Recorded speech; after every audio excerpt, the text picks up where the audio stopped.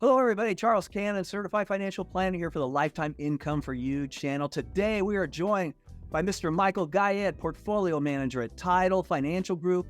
With over $6 billion under management, Tidal is one of the top ETF advisement firms in the world. Michael is also host of the Lead Lag Report, where you can follow him on X at Lead Lag Report. Michael, welcome today. In my world, working with retirees on protecting their 30 plus years of hard work, we talk about all the economic storms out there to avoid. You've been very vocal about what's going on in Japan with something called the yen reverse carry trade. I think you've called it a possible worldwide margin call. Can you give us an overview of what that event might look like? Yeah, and to be clear, I'm not a perma bear by any means, right? I'm just trying to call the conditions as I see them.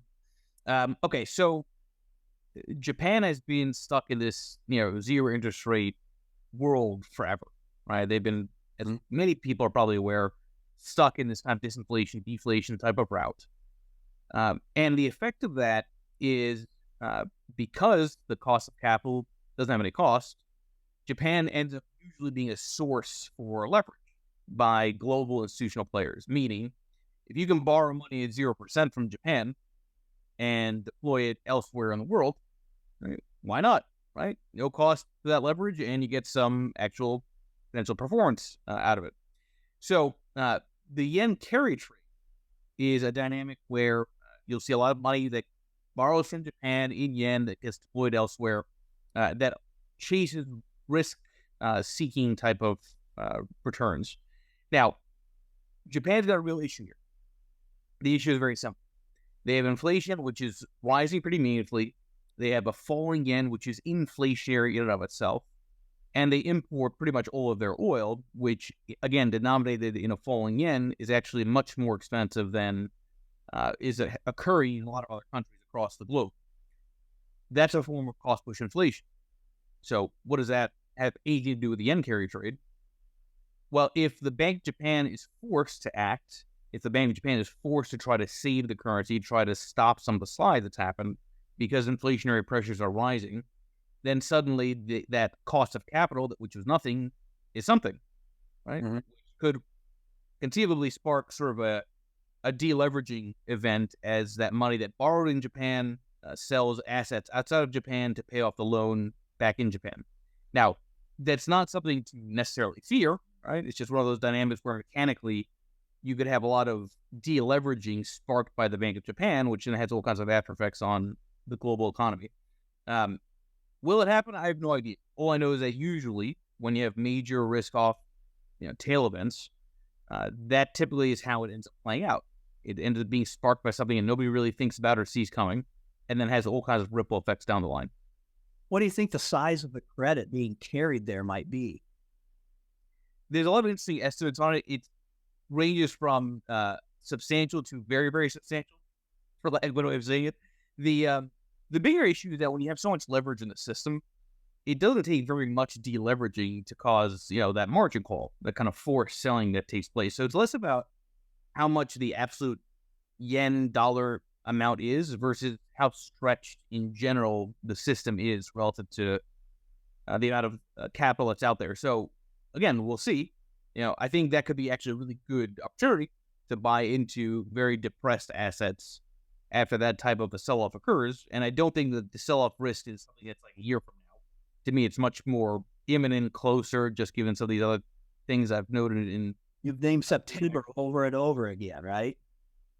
Yeah, and it's, look, timing is always the thing with this stuff, right? It's like, that's why we try to stress things in terms of conditions, the conditions that favor something. You can't necessarily tell what the weather is going to look like while driving 10 miles out, but you can see within a mile that it might be starting to, storm clouds might be coming, right? And again, all that means is there will be tactical opportunities to buy back in at lower prices after a deleverage margin event.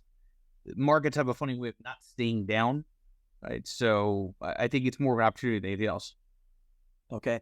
How does that flow through to us here at home, for example, on the S&P 500, if that yen carry trade comes through like you think? Yeah, I mean, it's interesting because if you look at the yen, the dollar yen correlation against tech stocks, it's pretty much almost 1. Mhm. So as the dollar strengthened relative to the yen, tech stocks have strengthened. It's not fully driven by the yen carry trade, but a good amount of this Magnificent Seven AI mania, I'd argue, has been performance chasing that at the margins probably being funded from the Bank of Japan or from those institutions in Japan. So the ripple effect is very simple, right? So if a good amount of that momentum has been driven by foreign capital, foreign flows, that leverage, then if you deleverage, then it causes some forced selling in the biggest winners this year.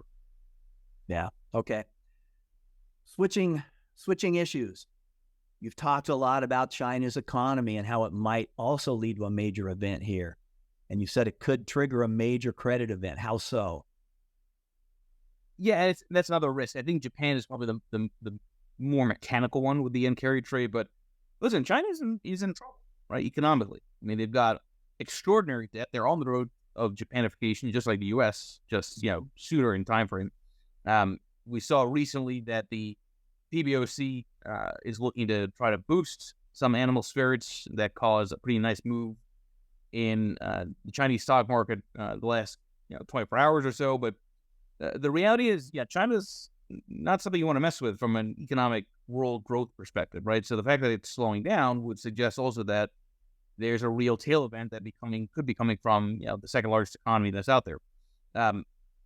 That to me seems more like a controlled implosion, because it's not a capitalist system, right, in a traditional sense. They can very easily sort of swallow a lot of the bad debts, and it's not as bureaucratic, let's call it, as the U.S. is and our politicians are.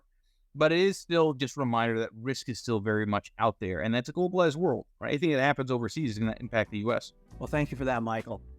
Folks, you at home have worked 30 years to build your retirement. If you're fully invested currently in the market, given the information Michael just shared with you, given what we shared with you last week about Michael Burry's $1.5 billion short against the S&P and the NASDAQ, you should be asking yourself, what are you seeing that the experts aren't seeing? Preservation and distribution is much different than your working growth years. So preserve your assets. The information like we're sharing with you here gives you an opportunity most people don't take advantage of. Just remember, lifetime income is the most important part of your retirement. Stick with us tomorrow. Michael's going to be back with another segment. Thank you.